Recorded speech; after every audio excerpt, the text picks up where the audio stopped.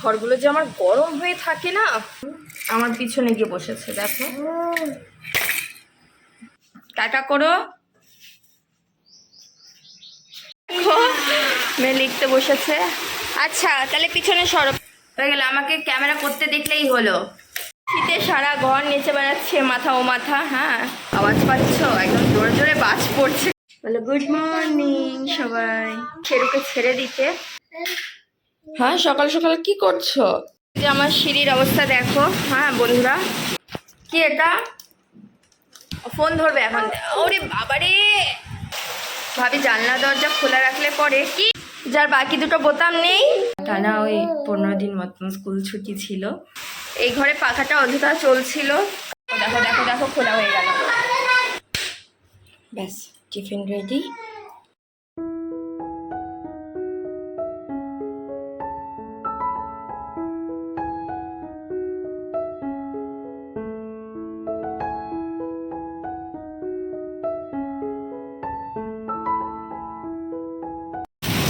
এই দেখো বন্ধুরা, বাইরে মুষলধারে বৃষ্টি পড়ছে। হ্যাঁ,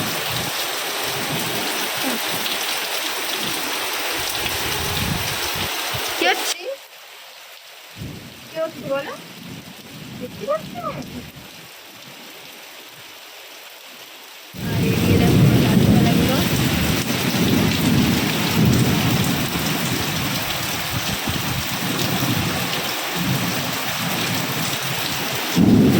বাইরে এই জায়গাটা দাঁড়ানো যায় না, বৃষ্টির জলে ঝাপটা আসে তো। যেহেতু আমরা, আওয়াজ পাচ্ছ? একদম জোরে জোরে বাজ পড়ছে কলকাতায়।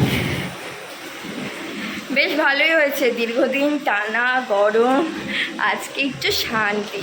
এই দিক দিয়ে দেখ আমার অবস্থা। দেখো, এই জানলাটা খুললেই হলো, একদম জলে জলারণ্য হয়ে যায়। যে কাপড় দুটো নিয়ে নিলাম, ভিজে গেছে। ধরবে হাওয়া হচ্ছে তো, মানে একবার এই পাশ দিয়ে ঝাপটা দিচ্ছে, একবার ও পাশ দিয়ে ঝাপটা দিচ্ছে।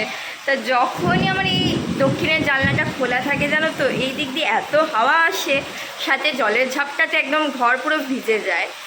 তা মাঝে মধ্যে বন্ধ করে দিই, কিন্তু আজকে আর বন্ধ করিনি। আগে ঘরগুলো ঠান্ডা হোক তারপরে করব। আর পূর্বের জানলাটা একটু বন্ধ রয়েছে, যেহেতু এসি চলে। আর ওই জানালাটা প্রচণ্ড টাইট, হ্যাঁ, আটকানো যায় না, ওটাই মেন সমস্যা। এমনি খুলতে পারবো, কিন্তু পরে আর আটকাতে পারবো না। তা যেহেতু এই ঘরে এসি চলে, সেজন্য পূর্বের জানলাটা সচরাচর খুলি না আমরা। তা আজকে খুলে দিলে বেশ ভালো হতো, ঠান্ডা হাওয়া ঢুকতো। বাইরে বেশ ঝড়ও হচ্ছে, বৃষ্টিও হচ্ছে। তার আধিয়াকে ওই ঘরে পড়তে বসিয়ে দিয়ে এসছি। জানালাটা খুলে দিই। মাগো মা, ঘরগুলো যে আমার গরম হয়ে থাকে না, আর ভালো লাগে না। মাগো মা, এটা এত টাইট হয়ে রয়েছে। অবশেষে খুলতে পেরেছি। যাই হোক। ও রে বাবা রে, জলের ঝাপটা আসছে, দেখো দেখো দেখো।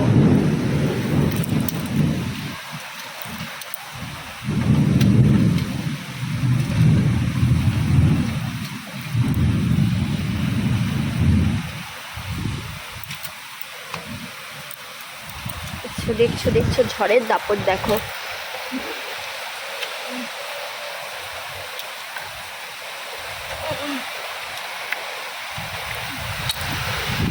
ওরে বাবা,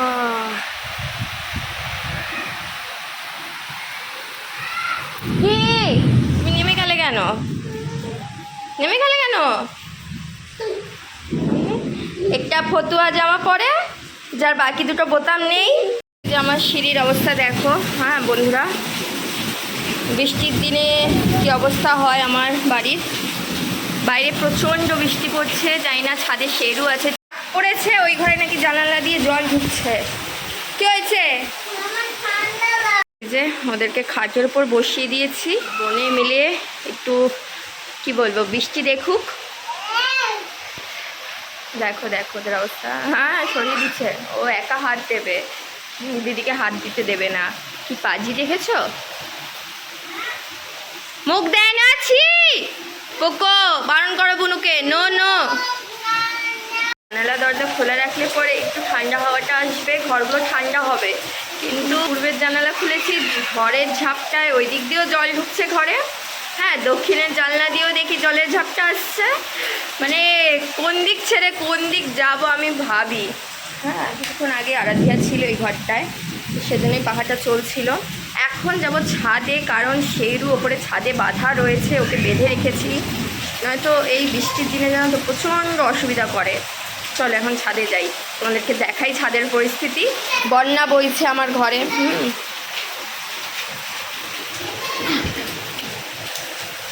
কোকো বোনের দিকে লক্ষ্য রাখবে।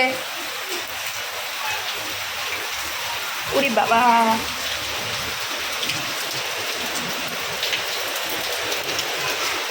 ওই দেখো শেরু।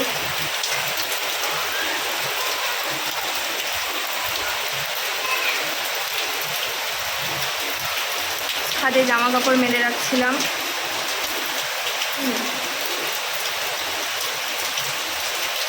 যাবো ছাদে শেরুকে ছেড়ে দিতে, কারণ ওর জায়গাটা পুরো ভিজে গেছে। মানে বৃষ্টিটা এমনভাবে হচ্ছে, চারিদিক দিয়ে পুরো ছাদে জল, দেখতেই পেলে সমানে চিৎকার করছে। যাই ওকে ছেড়ে দিয়ে আসি, তো বেচারা ভিজে গেলে পরে জ্বর হয়ে যাবে। ঠিক গেছি পুরো ছাদ একদম বৃষ্টির জলে ভর্তি। হ্যাঁ একটা জায়গাও ফাঁকা নেই। ছাদে গেছিলাম কিছু আছে কি না, নালা পরিষ্কার কিনা দেখতে, মানে উল্টে নিজে ভিজে এসেছে। আমার পিঠের দিক দিয়ে পুরো ভেজা। জাস্ট হাত মুখটা ধুয়েই আমি ক্যামেরাটা নিয়ে বসে পড়লাম। আজকে এত ভালো লাগছে কি বলবো। দেখো দেখো খোলা হয়ে গেল।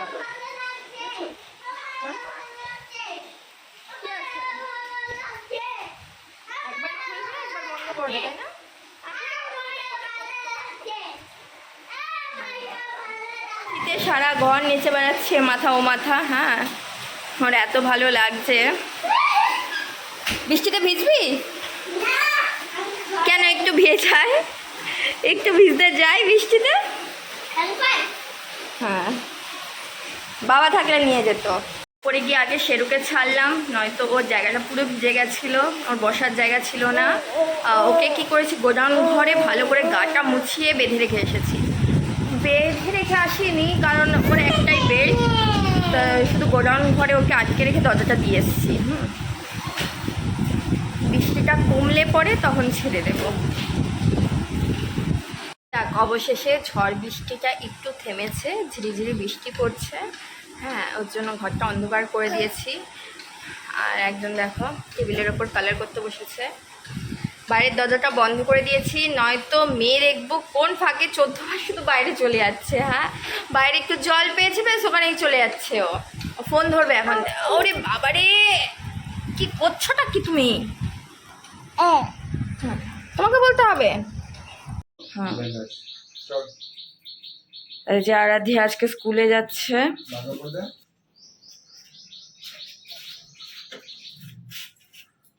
Tata, good morning, welcome back to my channel. সের উপরে চিল্লাচ্ছে, তাই ও মনোযোগ সহকারে দেখছে একদম। রান্নাঘরে সকাল সকাল ভাত বসিয়ে দিয়েছি, আরেকদিকে হচ্ছে মিষ্টি আলু ভাজা করবো ঝিরিঝিরি করে কেটে। তো সেই ফাঁকে দেখো আমার মেয়ে একদম বাসনের ঝুড়ি থেকে সব বাসন নামিয়েছে। হ্যাঁ ও দিদি তো সকালে স্কুলে গেছে, ওর বাবা দিয়ে আসতে গেছে। তা আজকের থেকে ওর দিদির স্কুল শুরু হয়ে গেল। টানা ওই 15 দিন মতন স্কুল ছুটি ছিল। হ্যাঁ সামার ভ্যাকেশনে।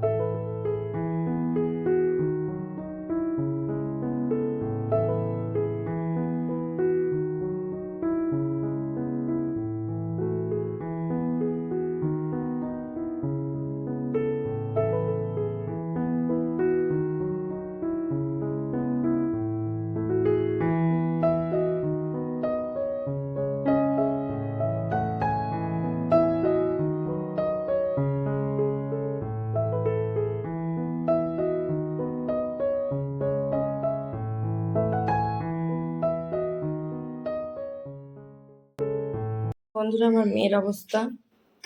কি করছো তুমি? এত কাজ করলে কি করে হবে বলো তো? একটু ঘুমাতে হয় তো। ও কি, এত কাজ করলে বেশি কষ্ট হয়ে যাবে। এখন সকাল সকাল ঘুমাতে হয় শোনা। চলো স্লিপিং স্লিপিং। ওলে বাবালে, এখন কোলে উঠবে। ভাত রয়েছে, তরকারি।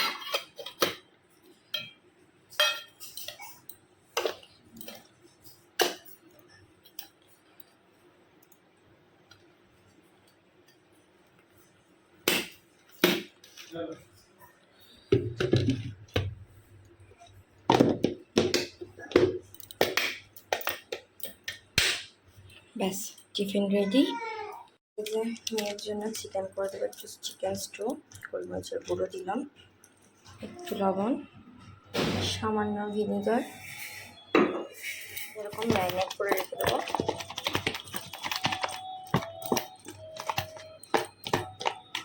চিকেন স্টুর জন্য কী কী নিয়েছি: সেদ্ধ করা আলু রয়েছে, পেঁয়াজ কুচি, এই পেঁয়াজটা আমি দেবো না, গাজর, টমেটো আর একটু রসুন নিয়েছি, আদা কুচি, দিলাম সরিষার তেল,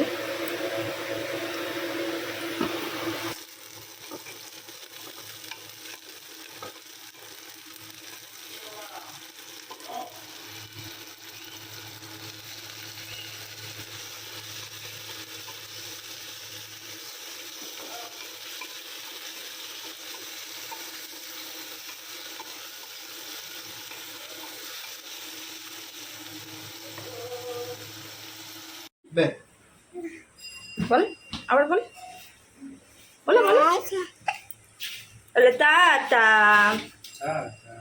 টাটা টাটা। অফিস যাচ্ছে, গাড়িতে উঠে যাচ্ছে আমার মেয়েটা। যায় না যায় না যায় না, বাবা অফিস যাচ্ছে, বাবা বাবা অফিস যাচ্ছে।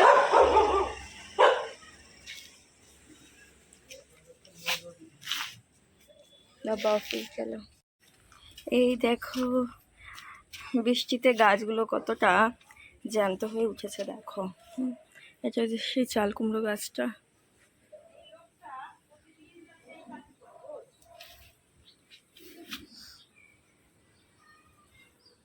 বাবা অফিস চলে গেছে, আরাধ্যা স্কুলে। এখন সারাটা দিন ঠিক না, এই সময়টা মেয়েকে নিয়ে একা শুধু ছটফট ছটফট করতে থাকে। আমাকে এখন একদমই রান্না করতে দেবে না জানো, কোলে উঠে বসে রয়েছে। তা চলো ওই দিকে ওর স্টুটা বসিয়েছি, না তো আবার পোড়া লেগে যাবে। দেখো বিস্কুটের প্যাকেট নিয়ে এসছে। এটা কি? রান্নাঘরে থাকতে ওইখানে যে এত ভালোবাসে। হ্যাঁ হ্যাঁ হ্যাঁ, তোমাকেও নিচ্ছি, নাও না। হ্যাঁ, মানে তোমরা না দেখলে বুঝতে পারবে না, শুধু রান্নাঘরে যাই, তাই না? আর রান্নাঘরে আমার হচ্ছে একদম খোলামেলা, তো তার নিচে যতগুলো টিফিন কারি থাকে, থালা বাসন সব বের করবে, কৌটো কাউটি সব বের করবে। হ্যাঁ, এগুলো যা যা রয়েছে দেখো, কথা বলে দিচ্ছে না। আরে বাবা কি হয়েছে, তুমি পড়বে? আচ্ছা। আমি রান্নাঘরে বসেছি রসুন ছিলাতে, যেহেতু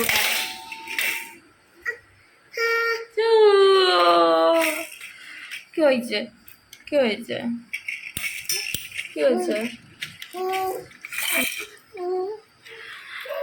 আমি বসেছি হচ্ছে রসুন ছিলাতে, একসাথে বেশি করে রসুন ছিলিয়ে রাখি, এই যে, যাতে আমার পুরো সপ্তাহটা চলে যায়। তা কালকে সানডে ছিল, কালকে এতই ব্যস্ত ছিল ওর বাবা, কি বলবো, ছাদ পরিষ্কার করলো, ফার্নিচারগুলো মোছামুছি করে, ফ্যান পরিষ্কার করার থাকে যেহেতু এখন গরমকাল, আর ফ্যানে এত ময়লা পড়ে, প্রত্যেকটা সপ্তাহে মুছতে লাগে, একদম মোটা হয়ে চড় পড়ে যায় ফ্যানের মধ্যে। অথচ দেখো না, আমি ধুনুচি ধরাই বাড়িতে, না আমার বাড়িতে উনুন ধরে, অথচ বুঝি না এত ময়লা কোথা দিয়ে আসে। তা যাই হোক, তা সেজন্য এখন একটু সময় পেয়েছি, ওইদিকে স্টুটা বসিয়ে দিয়েছি, আর সকালে মিষ্টি আলু ভাজা করেছি, আর বাসি তরকারি আছে, সেটা দিয়ে আমার চলে যাবে। বাচ্চাদের জন্য চিকেন স্টু। তো আরেকটা কথা বলি, তা আমাদের বাড়িতে চিকেন আসে হচ্ছে মেনলি শেরুর জন্য, ও একমাত্র চিকেন খায়। এরকম ভাঙচুর কি করে রে বাবা? তা ওর বাবা যেই শুনেছে যে চিকেন দিয়ে বাচ্চাদের স্টু বানিয়ে দিচ্ছি, একদম না, চিকেন খাওয়ানো উচিত না বাচ্চাদের। চিকেনের সত্যিকারের পোলট্রির মুরগি তো, পোলট্রির মুরগিতে সেরকম একটা গুণ থাকে না, সবাই জানো। দেখো দেখো দেখো দেখো কি হারে বাড়ি মারে খেলাটা। কি হচ্ছে, কি হচ্ছে, কি হচ্ছে বলো? কি করছো তুমি? অন করছো কেন? মানে আমি যে ওকে কিছু বলছি ও বুঝতে পারছে। বেসিক্যালি মাটন স্টুটা করা হয়। ব্যাস হয়ে গেল, হয়ে গেল। আমাকে ক্যামেরা করতে দেখলেই হলো, ওর চাই আগে, এক্ষুনি সিটি পড়বে। উড়ি বাবারে, উড়ি বাবারে, নাচতে নাচতে কোথায় উঠে যাচ্ছিস? সামনে বটি। প্রিয় দর্শক বন্ধুরা, আজকের ব্লগটা এখানেই শেষ করলাম। দেখা হবে খুব শীঘ্রই। সবাই ভালো থাকবেন, সুস্থ থাকবেন। সকলকে জানাই অসংখ্য ধন্যবাদ।